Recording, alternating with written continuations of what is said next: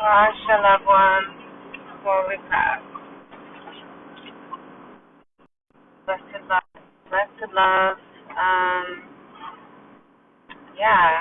Hey, how are you doing? So I wanted to speak on topic of how things need to change immediately pertaining to what we feed our children. Um, I do give them some freedoms when they get to high school level and middle school level. I do have my hand in it, and in high school I'd like to also, but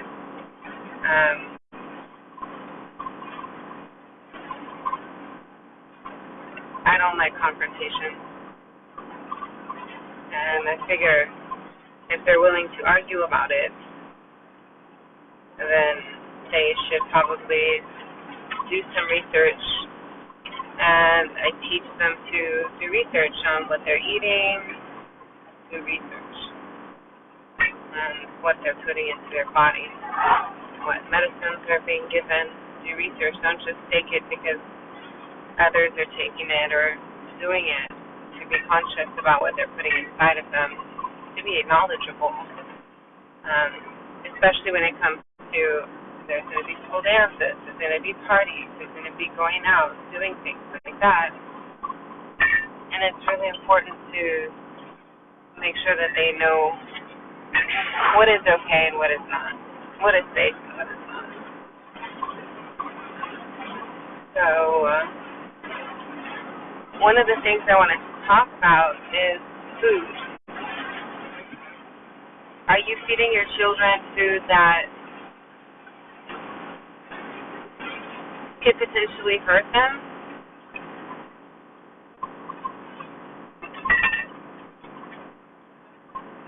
And how do you know the signs of them being fed things that they shouldn't be eating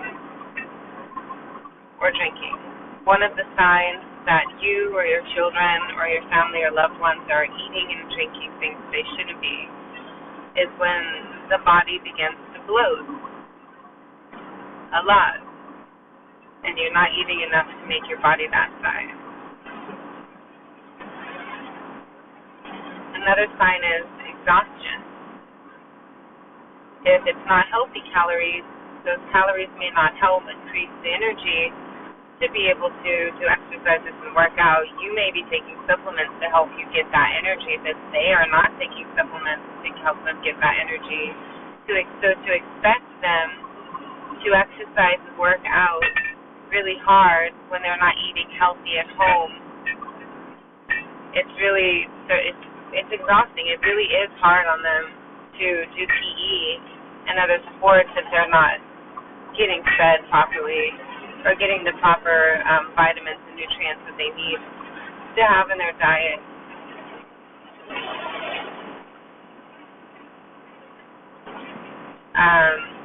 And that's also with you. If you notice that you're feeling really tired and exhausted and feeling like really, like you guys are little loved ones that need to stop running across the road. It's okay. World in the past, blessing. For some reason, my GPS sent me across the mountain to go home. Okay. So if you're feeling exhausted, activate portal. I'm an activation portal.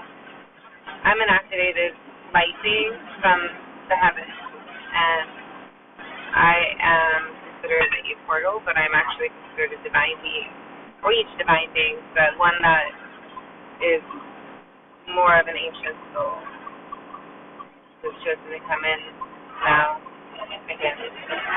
And the Lionsgate is really fun.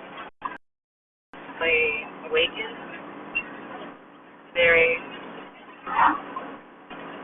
multi-realm light being, so I can see multi-ripple realms. It's always been this way for me. I've always been like this. I never believed in the whole 3D, 4D, 5D stuff because I know that there's way more dimensions than just 3, 4, and 5. And consciously we can see way more than that and experience way more than just 3, 4, 5. And I'm going to call it out and say that those who are educated on that were informed incorrectly, and those who channel and communicate about that are speaking information that are not accurate information. The level of dimensions and realms that exist are far greater than that.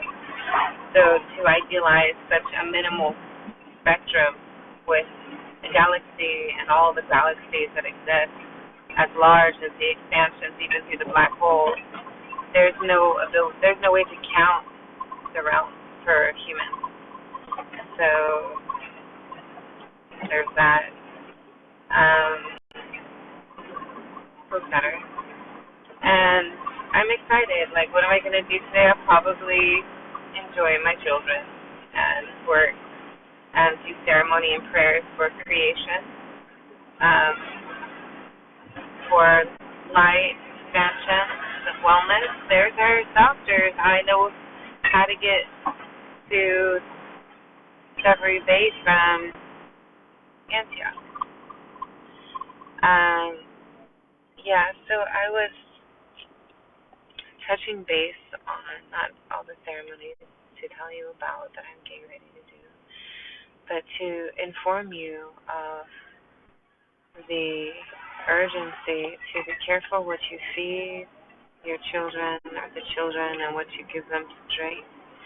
Be an advocate for them in the schools. There's plenty of places that can get them nourishment that are beneficial for them, that are healthy, not just poisonous. And that's a big deal, because the amount of poison that has been experienced in their foods in the schools is unnecessary, and it's honestly very disrespectful to a growing body to be told that you have to eat poison. You have that poison sandwich and that antibiotic, vaccinated ham, pig, bacon, pepperoni, bloody cheese, and all that horrible stuff. And you wonder why their stomachs ache, and you wonder why they're getting sick so much, because you're feeding them crap. And you're feeding yourself crap, those of you who eat crap. Those of you who don't, you're not feeding yourselves crap, and you're not feeding them crap. Great. So you have to be really careful about that. But those of you who are, like me, I've been working through my own stuff because I stopped eating gluten, but I think it's because of emotions. Psychologically, when somebody works through extreme emotions, it's felt in the intestine. And working through that's really important. So taking moments to stretch and breathe before and after meals, making sure that you're feeling calm and peaceful, and maybe do an exercise of a couple of breaths, just a couple of breaths to relax before getting ready to nourish. And then after, if your little ones or if you have tummy aches, working on stomach massages. You can do that with olive oil, or you can just do it with your fingers, where you move your hands around, your fingers around your stomach, and push lightly on the intestine. So it's kind of like a snake that you can reach to massage even to the back side. So usually when I do it for myself or my little ones, we do it like that, and then we do it all the way to like the waist too, all the way to the back and to the front again. I'm like, whoa. I have a lot of clothes on right now. Yeah. Well, I'm going to get home soon. See you.